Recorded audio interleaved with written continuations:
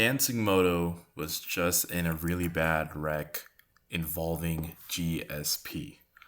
I just wanted to make a quick video overview going over this since not a lot of people have really done a full, proper, in-depth overview.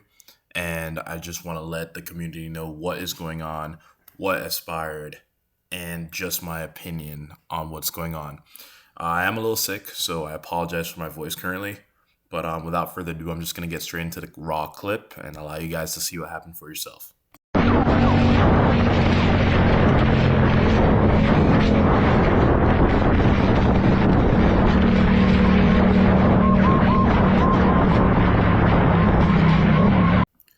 Quick disclaimer, this might be a little bit uncomfortable for some audiences, so viewer discretion is advised.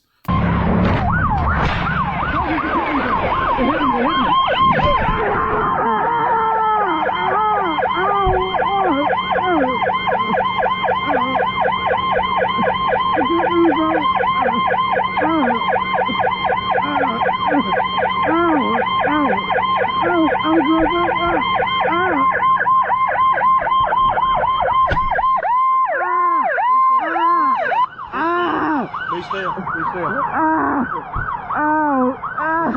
Please stay up. Okay, so now that y'all have seen the full clip, you guys are free to leave if that's all you came to see. Now we're going to actually dive into my overview of what's actually going on in the video and my opinions as to certain aspects of the video. First and foremost thing I want to point out, which is quite obvious as the whole purpose of this video, he is running from the cops. Not only is he running from just the cops, he's running from GSP, allegedly GSP, and excuse my language, but they do not fuck with bullshit in their department area and on their roads. They just don't play around when it comes to stuff like that, and they will use any force necessary, as you can see in the video. Next thing I also want to point out is that he's running in the rain. Of all conditions, he's running from the cops in the rain. Not that I condone running from the cops, but when you take the MSF, one of the things that always stuck with me is that you have to choose your risk. So they're telling us that you can have fun.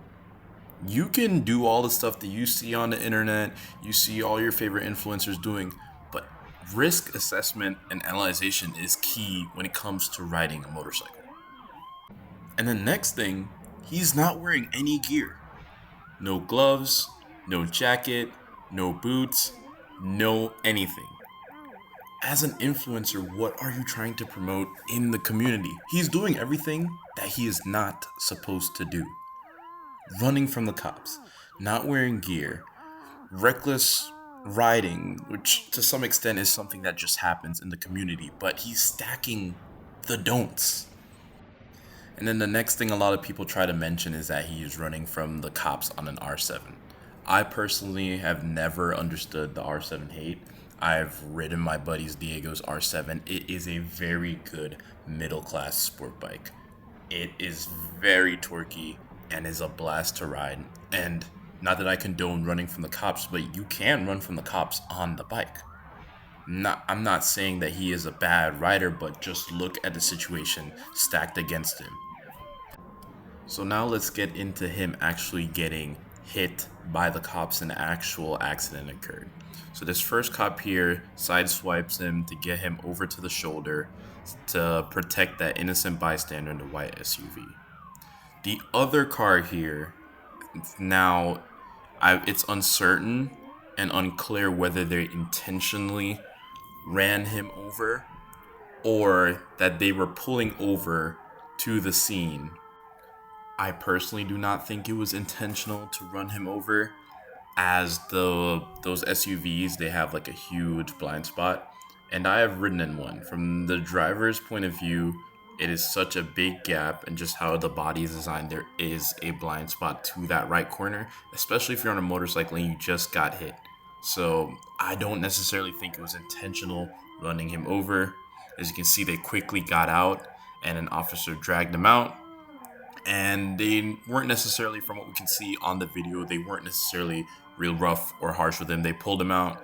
They told him that, from what I can hear in the audio clip, that it's fine, like stay put, it's fine.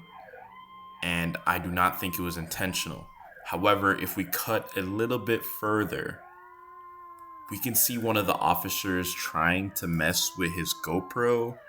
I'm not sure if they're trying to get an SD card out or if they were trying to turn it off. So they definitely realized that they had made a mistake, but I'm not sure how open and vocal they are about making that mistake of running him over. You can see here the story is not officially done yet. Here we are. We can see pictures of the GoFundMe. This is how he looked. They're saying it is life-threatening injuries and that he is expected to recover, but they're kind of unsure about what his life will be like after recovery. One thing I would like to point out before I get into the nitty-gritty of what I think about this. If we go through along and read here, it says, "Dear friends and family and fellow riders, our brother Dancing Moto was involved in a devastating motorcycle accident a few days ago, one that left him in critical condition after being struck and ran over, which caused severe injuries. He's now fighting for his life in what can only be described as his darkest hour. The crash left him with extensive life-threatening injuries, and his condition remains uncertain as doctors work around the clock to help pull him through.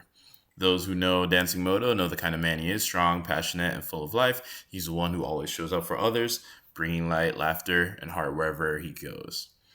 So I'm not going to read the rest of it. It's more so just talking about making sure that people donate and stuff like that. What I'm more turned towards is the fact that, I mean, obviously they wouldn't mention it coming from a logical standpoint, but they did not mention that he was in the wrong. He's running from law enforcement and that he is not wearing his proper riding equipment. The next thing I'd also like to bring up is that he made that choice to run from the cops. He made that decision.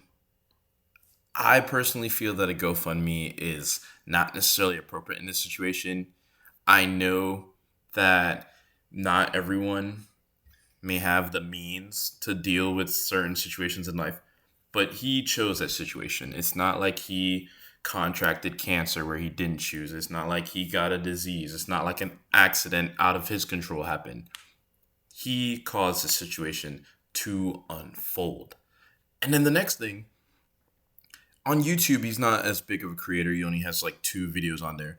But if we go over to his Instagram, 400,000 followers. We go over to his TikTok, he's almost at 1 million followers. I am certain that he has to have some sort of brand deals. He is getting some kind of pay, some kind of commission, to where he is better off than us, his viewers and supporters, to where a GoFundMe shouldn't necessarily be necessary.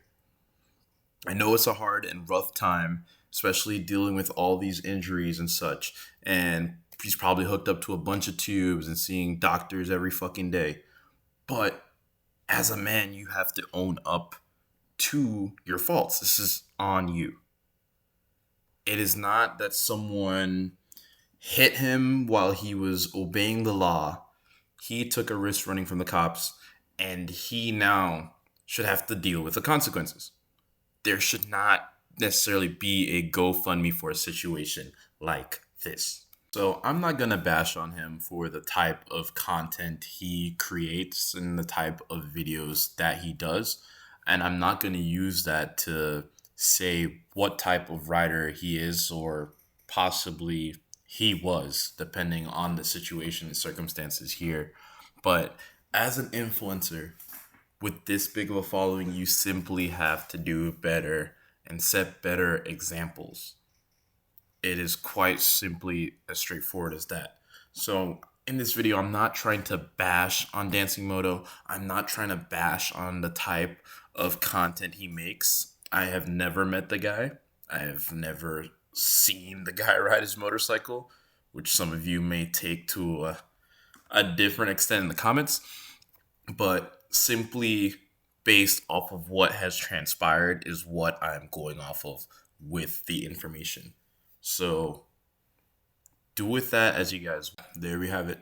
This was actually not supposed to be my first motorcycle long form video pertaining to my channel, but due to the situation and due to the trends, and I kind of just wanted to say my own opinions about it, I figured why not make this video real quick, upload it, and hope my channel gets some more traction before I post my next video where I fix all the issues on my RC390. So stay tuned for that video, guys.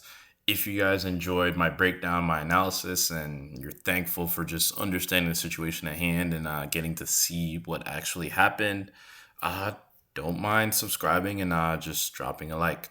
And I guess I'll see you guys in the next one. Peace.